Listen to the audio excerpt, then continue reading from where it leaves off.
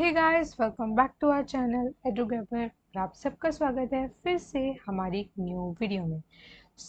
आज की वीडियो होने वाली है about duet last minute strategy. Because अभी सुएट का पॉलिटिकल साइंस का पेपर ऑलरेडी हो चुका है और अब बचा है दिल्ली यूनिवर्सिटी का, जो है आपकी 17 अक्टूबर को।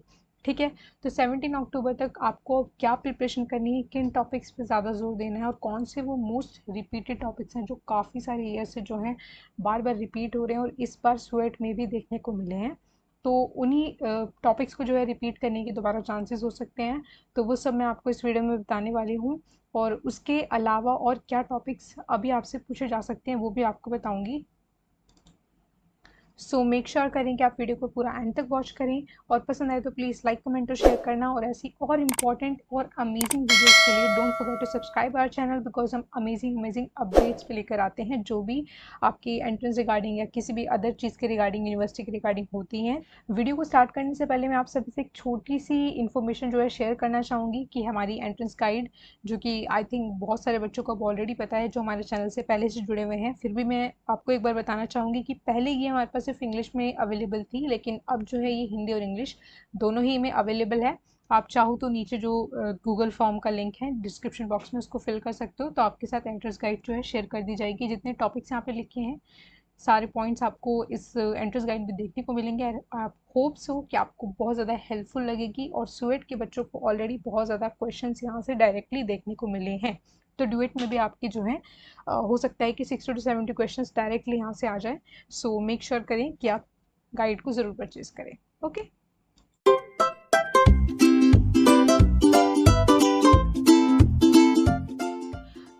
इम्पॉर्टेंट टॉपिक्स बताने से पहले मैं आप लोगों के साथ कुछ पॉइंट्स को शेयर करना चाहूँगी, यानी कि कुछ महत्वपूर्ण बातें आप जिनको बोल सकते हो। ठीक है, जिनके बिना आपकी जो भी स्ट्रैटेजी होगी, जो भी प्लान होगा, वो एकदम फेलियर रहेगा। ठीक है, फर्स्ट है go through by syllabus thoroughly again and again. Again and again का मतलब ये है कि आपका जो है पूरा का पूरा पेपर आपके सिलेबस से ही बनाया जाता है। कुछ टॉपिक्स आपके बाहर से डाले जाते हैं ताकि आपका पेपर का डिफ़िकल्टी लेवल थोड़ा सा बढ़ाया जा सके। जहाँ तक कि डुएट का जो सिलेबस है वो कोई इतना, जैसे कि सुएट का एक तरीके से पूरा टॉपिक वाइज दिया जाता है, वैसे डुएट का जो है सिलेबस नहीं आता है। ऐसे में बहुत कन्फ्यूजन रहती है कि क्या टॉपिक्स आपको पढ़ने हैं, कौन से नहीं पढ़ने हैं। तो आप मेरे चैनल पे जाके जो मैंने सिलेबस डिस्कस कर रखा है उसको भी जो है वॉच कर सकते हो अगर आपको सिलेबस जानना है तो।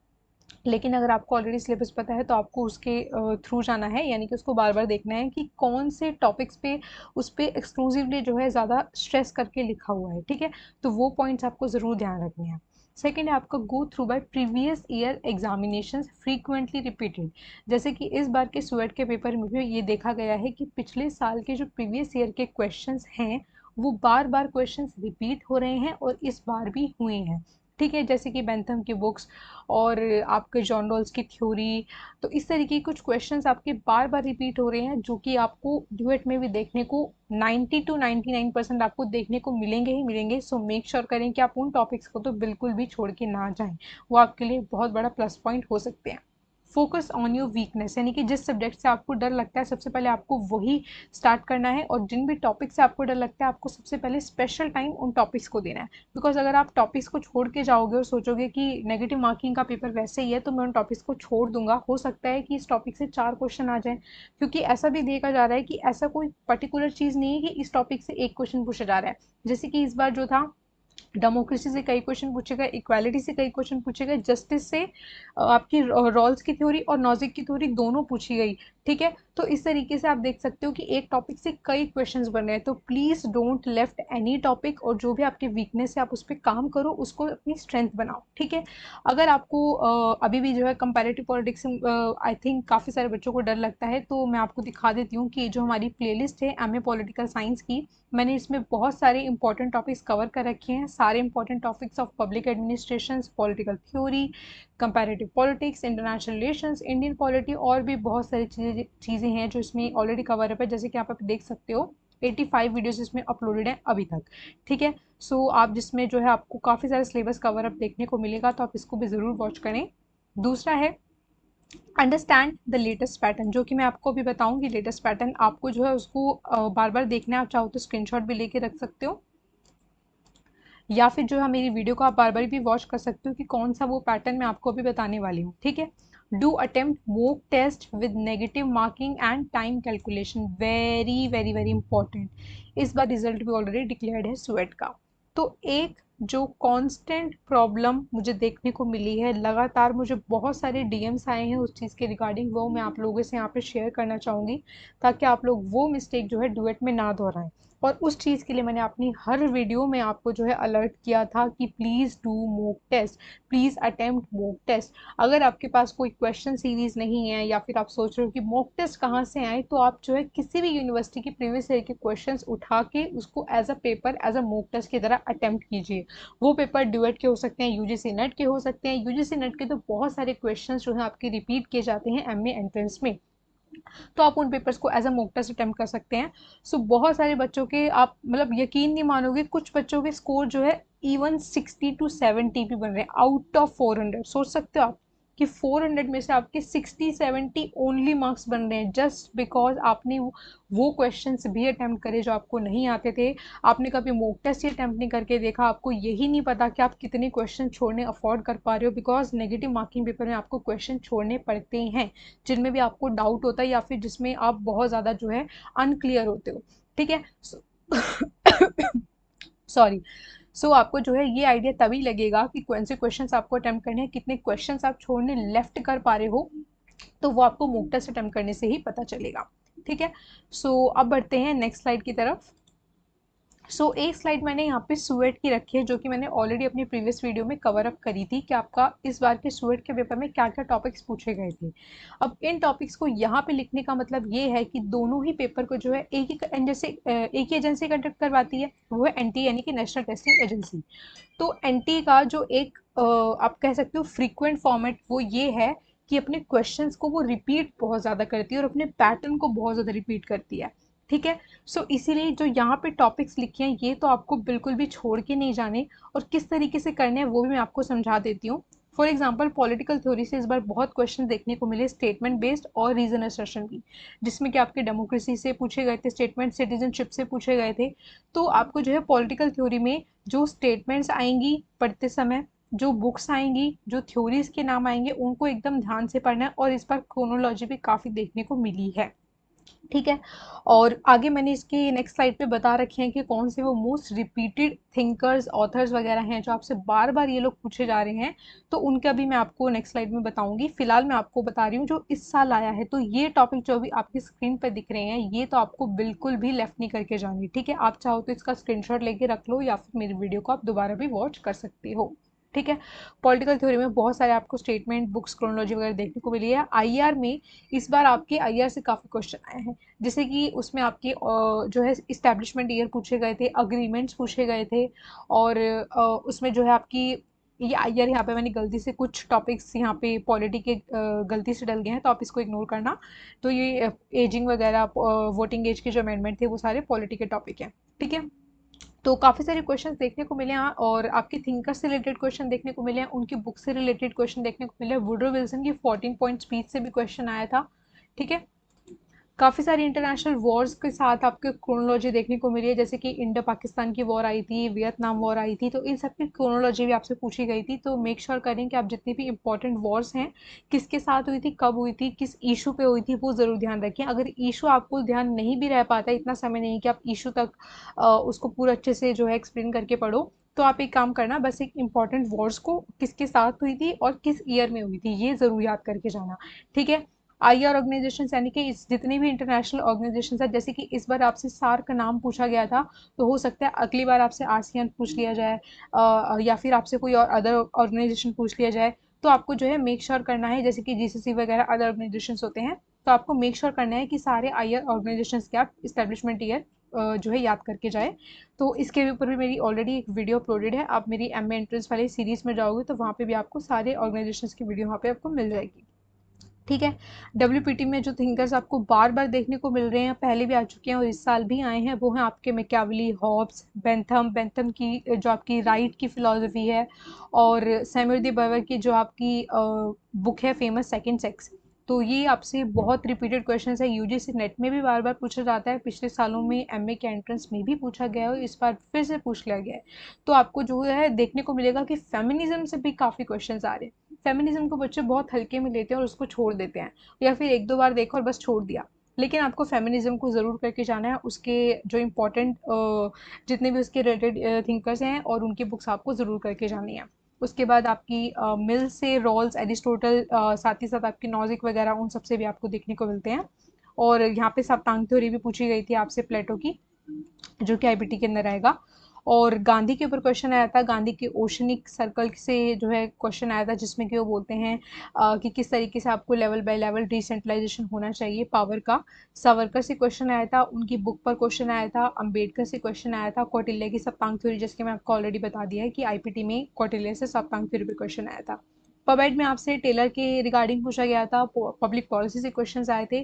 सो इस बार अगर आपसे टेलर से पूछा गया तो हो सकता है कि अगली बार आपसे कुछ humanist theory like Elton Mayo वगैरह पूछ लिया जाए या फिर मोटिवेशनल थ्योरी पूछ ली जाए। ठीक है, तो आपको अदर थ्योरीज पे भी अब ध्यान देना है। फॉरेन पॉलिसी में आपसे जो है यूएसए के साथ जो हमारा 1 2 3 न्यूक्लियर डॉक्ट्रिन हुआ था वो पूछा गया था, अग्रीमेंट्स पूछे गए थे, और जैसे कि मैं आपको ऑलरेडी बता चुकी हूँ,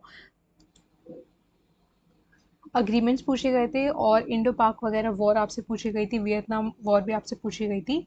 और पॉलिटी में आपसे अमेंडमेंट्स पूछे गए थे, जिसमें कि आपकी वोटिंग एज वगैरह के अमेंडमेंट पूछे गए थे। सो आपको जो अदर अमेंडमेंट्स हैं इंपॉर्टेंट, वो भी पढ़ के जाने हैं। काउंसिल ऑफ मिनिस्टर से क्वेश्चन आया था, प्रेसिडेंट की पावर से क्वेश्चन आया था, उनसे रिलेटेड आर्टिकल से क्वेश्चन आया था।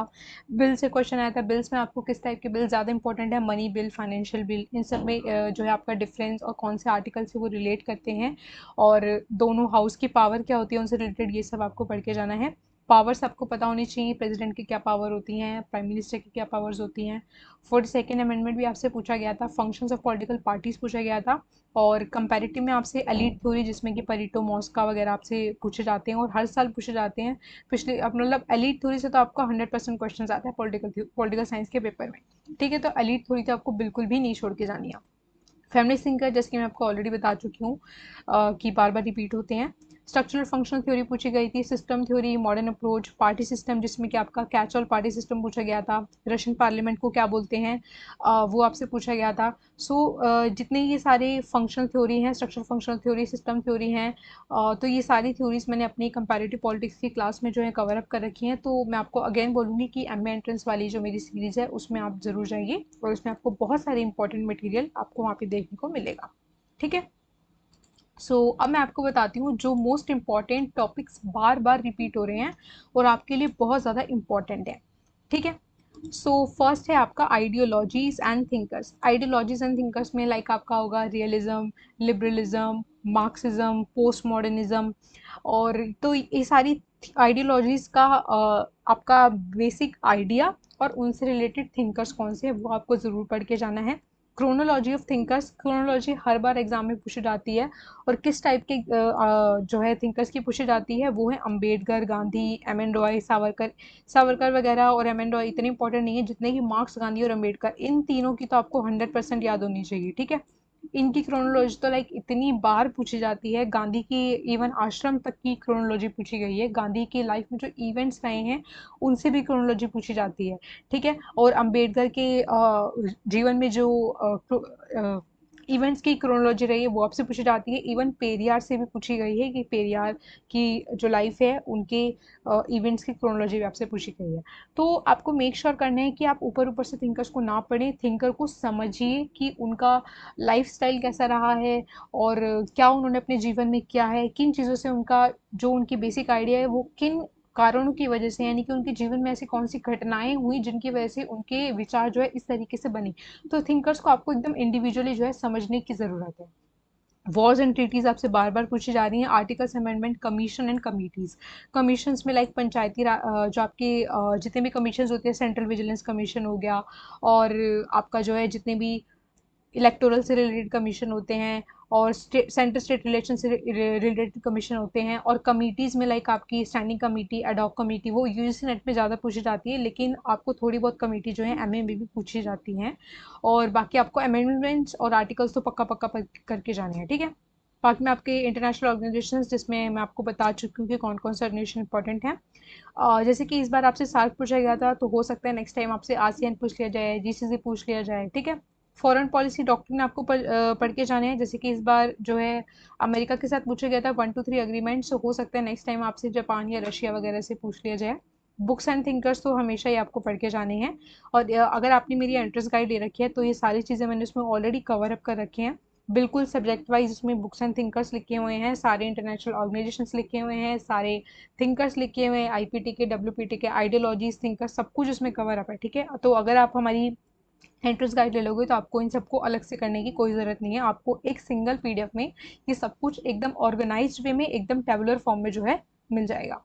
उसके बाद आपकी पॉलिटिकल थ्योरी से जो टॉपिक्स बार बार रिपीट हो रहे हैं, उसमें आपका जस्टिस थ्योरी है, सिटीजनशिप्स है। इस बार आपका सिटीजनशिप से कई क्वेश्चन देखने को मिले हैं, ठीक है। सिटीजनशिप से जो है स्टेटमेंट बेस्ड क्वेश्चन भी आया था, बुक्स एंड ऑथर का भी क्वेश्चन आया था, राइट्स में आपकी बेंथम की थ्योरी आई थी, डेमोक्रेसी में भी आपकी जो है बुक्स पे पूछी गई थी और आपकी जो है स्टेटमेंट बेस्ड क्वेश्चन भी आया था, इक्वालिटी में भी क्वेश्चन आया था आपका। उसके बाद आपके जो है करंट चेयरमैन पूछे गए थे, ठीक है। और करंट तो आपको क्या करना है, बेसिकली करंट अफेयर्स को यूपीएससी वालों की तरफ फॉलो नहीं करना है। बच्चे मेरे से पूछने लगे करंट अफेयर कितने इंपॉर्टेंट है पॉलिटिकल साइंस के पेपर के लिए। सो इतने इंपॉर्टेंट नहीं है जैसे कि अदर कंपेरेटिव एग्जाम के लिए होते हैं। लेकिन जो पॉलिटिकल साइंस में करंट अफेयर पूछे जाते हैं वो इनडायरेक्टली पूछे जाते हैं, लाइक घुमा के पूछे जाते हैं। जस्ट फॉर एग्जांपल किसी चर्चे की वजह से, मैं जस्ट एग्जांपल की बता रही हूँ, ठीक है। किसी चर्चे की वजह से जो है आसियान एकदम चर्चित हुआ, ठीक है। कुछ उसने ऐसा कुछ नया किया या उसकी कोई मीटिंग हुई या उसमें कुछ चेंजमेंट हुई, तो आसियान से रिलेटेड आपसे क्वेश्चन पूछ ले जाएंगे कि लाइक उसका जो है कब वो बना था, कितने मेंबर उसमें हैं, ये सब आपसे पूछा जाएगा। तो पॉलिटिकल साइंस में आपसे डायरेक्ट करंट अफेयर्स नहीं पूछे जाते हैं, आपसे घुमा फिरा के पूछे जाते हैं, ठीक है। तो करंट जो इंपॉर्टेंट ऑर्गेनाइजेशंस हैं उनके आपको चेयरमैन पता होने चाहिए, कब उनकी एकदम लास्ट मीटिंग हुई थी वो पता होना चाहिए, और अगर हाल फिलहाल में कोई इंपॉर्टेंट अग्रीमेंट साइन हुआ है तो वो भी आपको पता होना चाहिए, ठीक है। सो आई होप्स आपको वीडियो जो है इंटरेस्टिंग लगी होगी और बहुत ज़्यादा हेल्पफुल भी लगी होगी।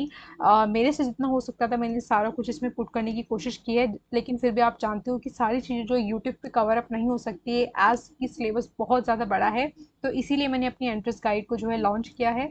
उसमें सारे जो है इंपॉर्टेंट फैक्ट्स जो कि मैं यूट्यूब पे एक एक करके नहीं बता सकती हूँ, वीडियोस में कवर अप नहीं कर सकती हूँ, वो मैंने एक पीडीएफ फॉर्म में आपको लाने की कोशिश करी है। आई होप्स आपको बहुत हेल्पफुल होगी। और ऑलरेडी स्वेट में मुझे बहुत अच्छा रिस्पॉन्स उसका देखने को मिला है। चाहिए तो आप नीचे डिस्क्रिप्शन बॉक्स में जो लिंक है गूगल फॉर्म का, उसको फिल कर सकते हो। So till next video, bye bye, take care. और अगर आप हमें टेलीग्राम पे ज्वाइन करना चाहते हो तो नीचे डिस्क्रिप्शन बॉक्स में उसका भी लिंक है। Bye bye and best of luck.